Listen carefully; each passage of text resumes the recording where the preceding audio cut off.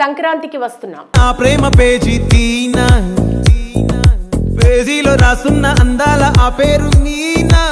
మనందరి వెంకీ మామ విక్టరీ వెంకటేష్ తన వింటేజ్ నటనతో తనకు నచ్చిన మెచ్చిన అచ్చు వచ్చిన ఫ్యామిలీ అండ్ కామెడీ కథతో ఈ సంక్రాంతికి వచ్చి ఎవరు ఊహించని అతిపెద్ద బ్లాక్ బస్టర్ హిట్ కొట్టాడు.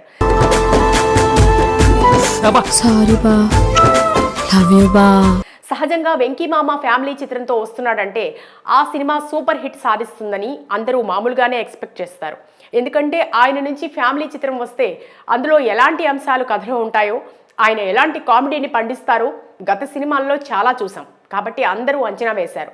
నిజానికి అందరి అంచనాల ప్రకారంగానే ఈ సినిమా ఉంది. ఒక రకంగా చెప్పాలంటే సంక్రాంతికి వస్తున్న చిత్రంలో కథా కథనాలు పాతవే అయినా ఈ సినిమా ఇంత పెద్ద హిట్ సాధించడానికి ముఖ్య కారణాలు కొన్ని ఉన్నాయి. అదేంటో ఒకసారి ఇప్పుడు చూద్దాం. చక్కని చుక్క, అది ఎండిపోయిన నక్క. మీ ఆడవాళ్ళకి మీ ముందు ఇంకో ఆడదాన్ని తిడితే ఎంత సంతోషమో కదా. ముందుగా ఈ ఏడాది సంక్రాంతికి విడుదలైన తెలుగు సినిమాలు 3. అందులో మొదటిగా భారీ అంచనాల నడుమ రామ్ చరణ్ హీరోగా ఇండియన్ లెజెండ్ డైరెక్టర్ శంకర్ దర్శకత్వంలో దిల్ రాజు నిర్మాణ సంస్థలో గేమ్ చేంజర్ చిత్రం జనవరి 10వ తేదీన విడుదలైంది.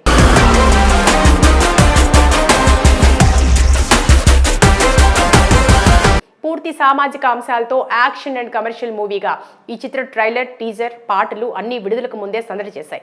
ఒక్కసారిగా సినిమాపై భారీ ఎక్స్పెక్టేషన్స్ పెంచాయి. దీంతో ఈ సినిమా అలవోకగా 1000 కోట్ల కలెక్షన్స్ సాధిస్తుందేమోనని అంతా భావించారు. దీనికి తగ్గట్టే ఆన్లైన్లో ప్రీ బుకింగ్ టికెట్ సేల్స్ కూడా అర్ధరాత్రి ప్రీమియర్ షోస్కు భారీగా బుక్ అయ్యాయి. సినిమా మొదటి షో పడగానే మెల్లిమెల్లిగా నెగిటివ్ టాక్ రావడం మొదలైంది. 2-3 షోస్ తర్వాత సినిమా మధ్య రకంగా ఉందని మిక్స్డ్ టాక్ ఇచ్చారు. ఆ తర్వాత సినిమా అస్సలు బాగోలేదని కొంతమంది పనిగట్టుకుని మెగా ఫ్యాన్స్ అంటే పడిన వారు నెగిటివిటీ స్ప్రెడ్ చేయడం జరిగింది. దీనికి తోడు హెచ్డీ ప్రింట్ కూడా పైరసీ అవ్వడంతో సినిమా టికెట్ బుకింగ్స్ పడిపోయాయి. 2 రోజుల తర్వాత డాకు మహారాజు విడుదలవడంతో ఈ సినిమాను పక్కన పెట్టేశారు. ఆ తర్వాత జనవరి 12వ తేదీన డాకు మహారాజుగా బాలయ్య థియేటర్స్ లో రెచ్చిపోయి నటించాడు. వరుసగా 4వ చిత్రాన్ని 100 కోట్ల కలెక్షన్స్ దాటించాడు. బాక్స్ ఆఫీస్ వద్ద ఈ సినిమా మంచి కలెక్షన్స్ కొలగొడుతూ గేమ్ చేంజర్ ను డామినేట్ చేయగలిగింది.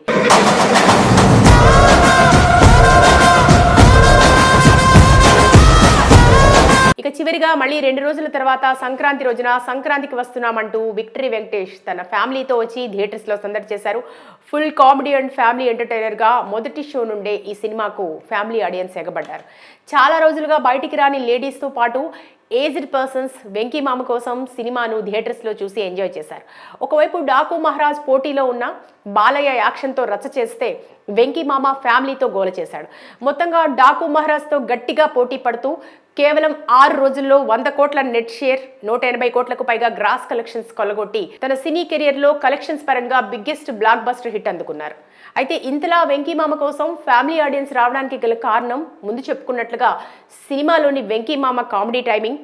ఒకప్పటి ఇంట్లో ఇల్లాలు వంటింట్లో ప్రియురాలు తరహాలో ఇద్దరు హీరోయిన్స్ మధ్య వెంకీ నలిగిపోతూ స్క్రీన్ ప్లేను రక్తి కట్టించడం. రీ ఎంట్రీతో రమణ గోగుల పాడిన గోదారి గట్టు సాంగ్ సినిమా హైప్కు ఉపయోగపడ్డాయి.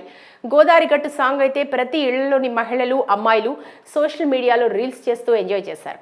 ఈ పాట ఈ సినిమాపై బాగా వర్కౌట్ అయింది. ఇక చివరిగా అనిల్ రావిపూడి కాంబినేషన్లో వెంకీ సినిమా అంటే ఎలా ఉంటుందో ఇంతకుముందు F2 ద్వారా ప్రేక్షకులు చూశారు. ఆ సినిమా బ్లాక్ బస్టర్ హిట్ అవ్వడంతో ఆ సెంటిమెంట్ ఈ సినిమాపై కూడా పడింది. దీనికి తోడు ట్రైలర్ కూడా ఆకట్టుకోవడంతో ప్రేక్షకులు ఈ సినిమాకు బ్రహ్మరథం పట్టారు.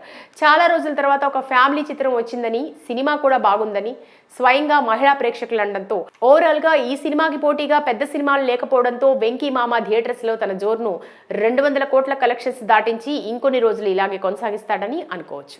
మీ ఆయన మీద నాకు ఎలాంటి ఫీలింగ్ లేదు.